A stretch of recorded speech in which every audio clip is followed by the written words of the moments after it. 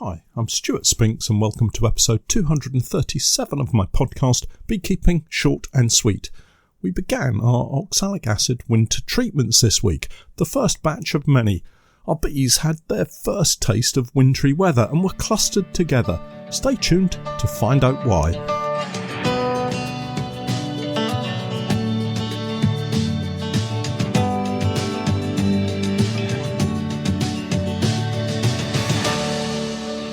Beekeeping Short and Sweet, a beekeeping podcast for the inquisitive beekeeper with a short attention span. A beekeeper, in fact, just like me. I'm delighted to say that our podcast is now sponsored in part by Simon the Beekeeper.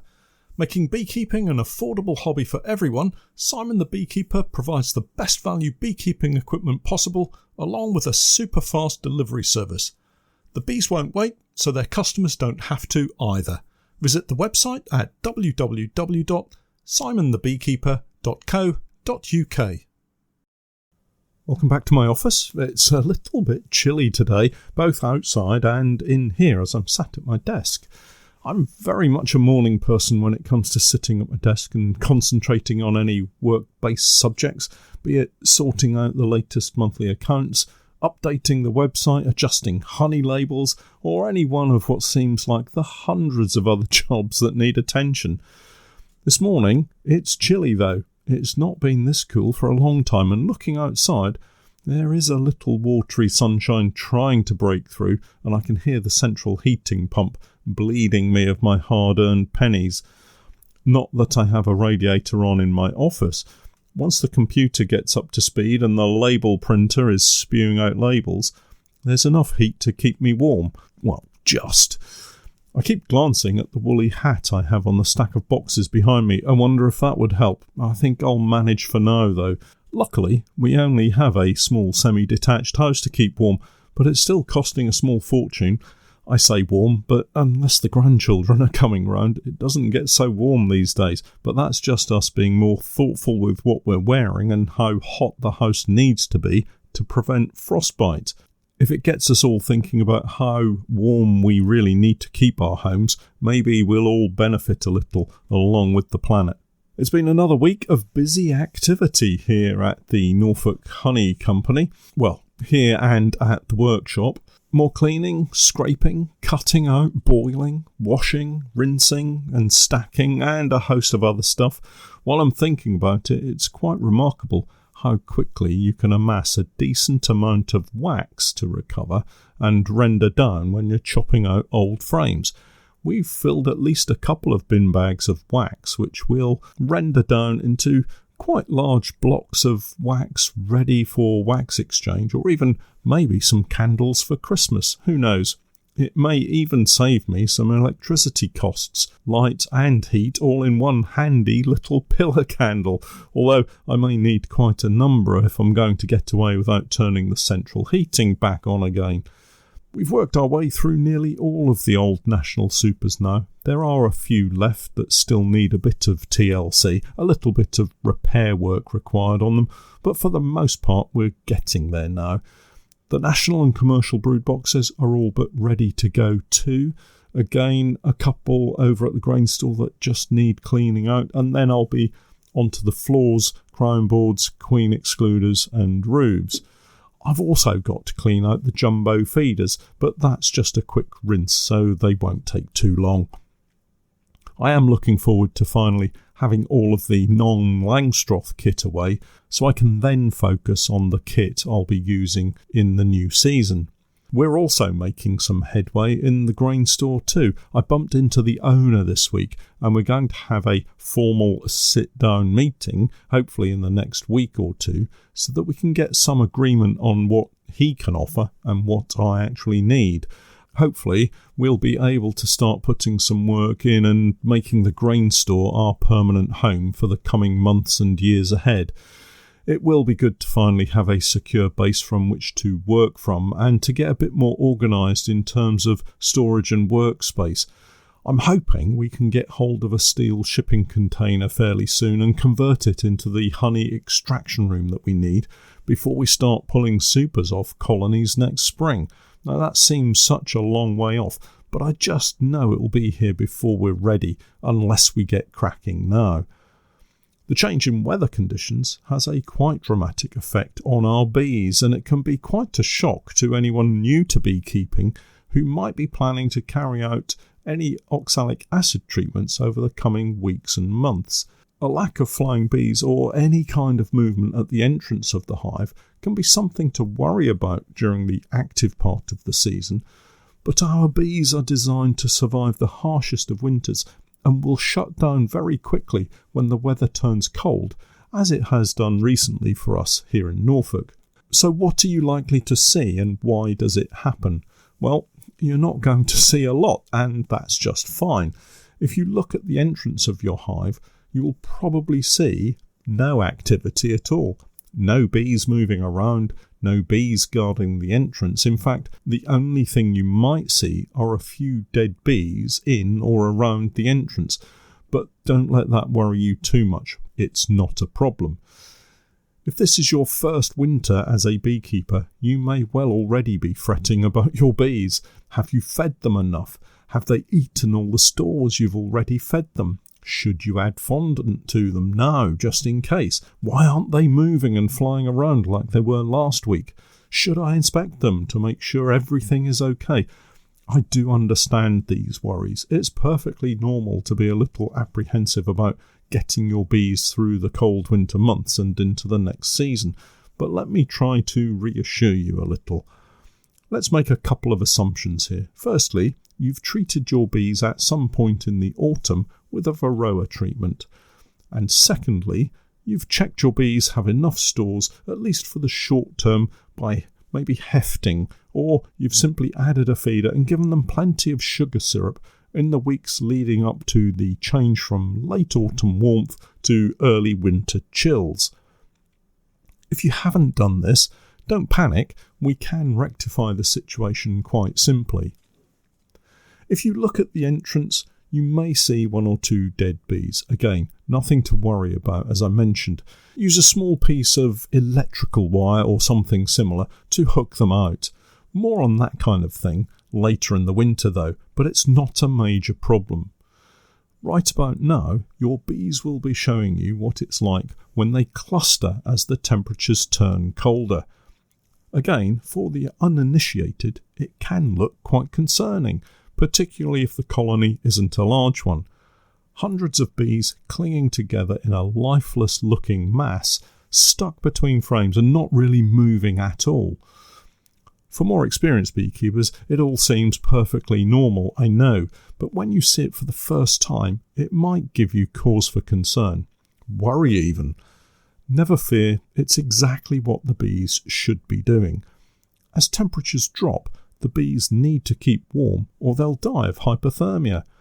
They also need to maintain a brood nest temperature of something around 34 degrees Celsius to keep the brood, what little there may be, from dying.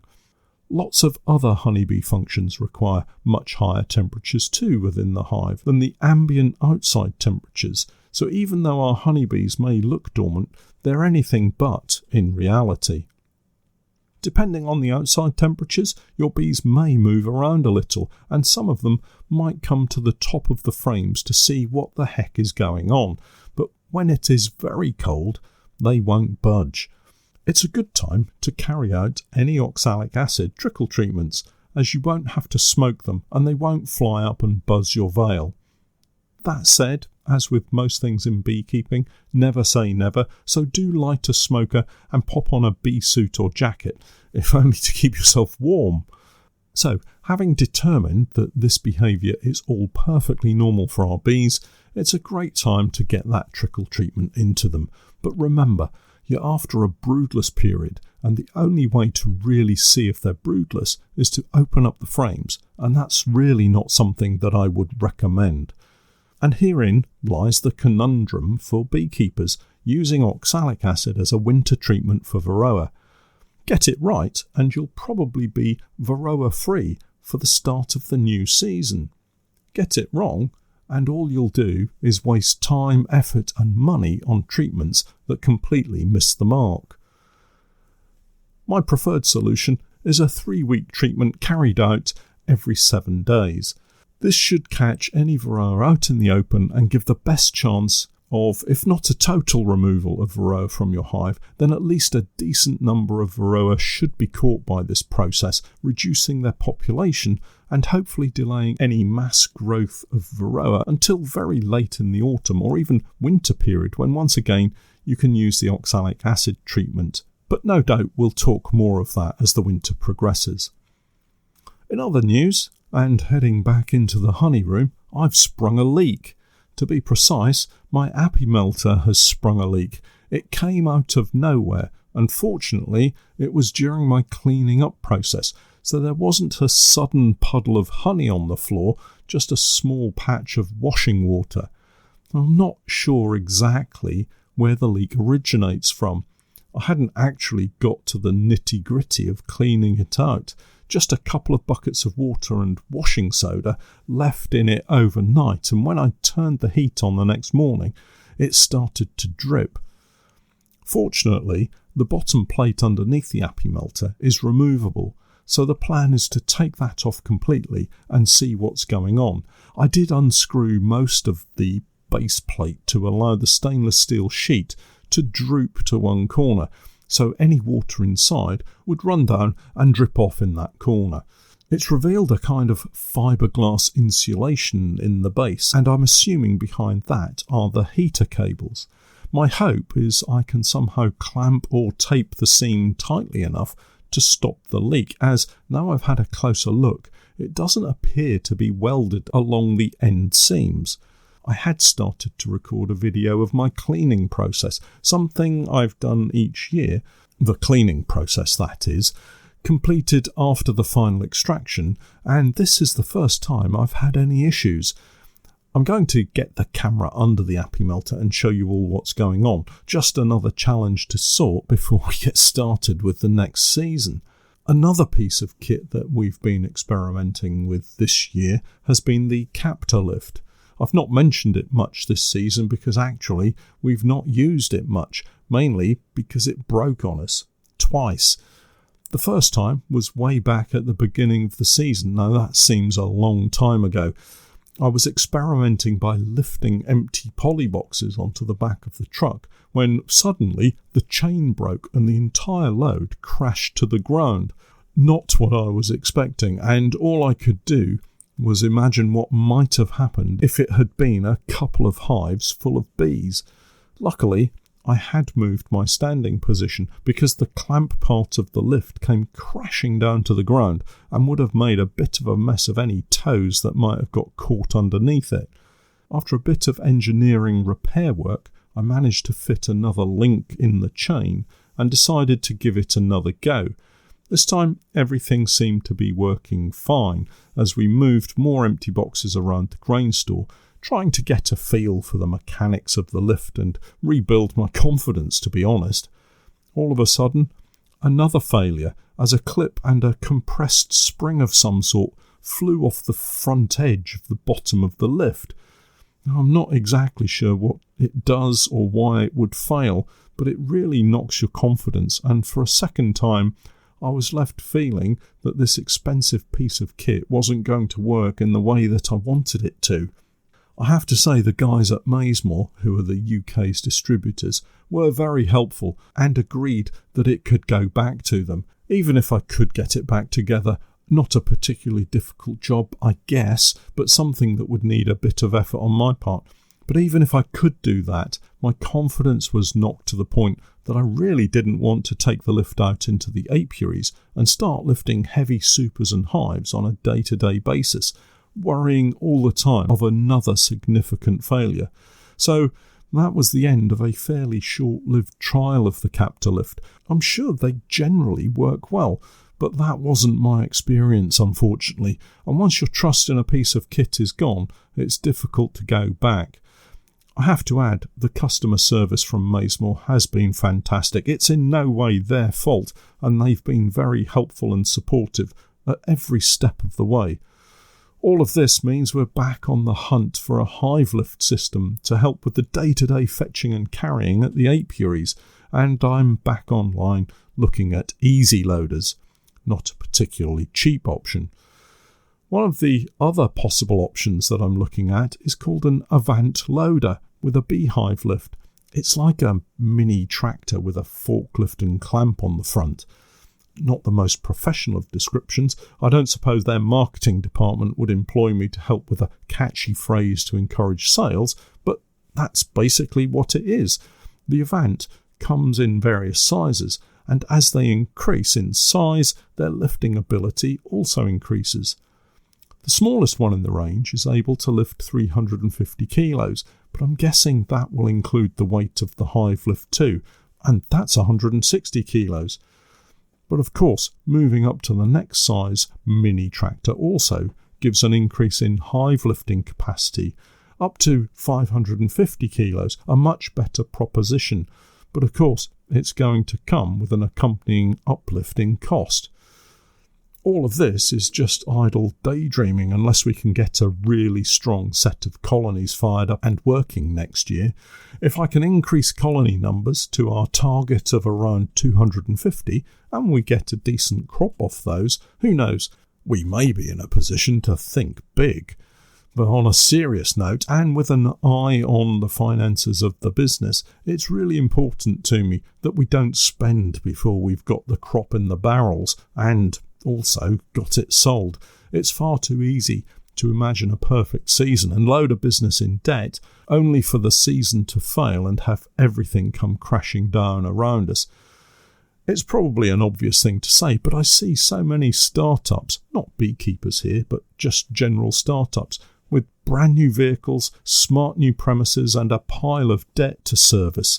Now, there's some sleepless nights just waiting for someone.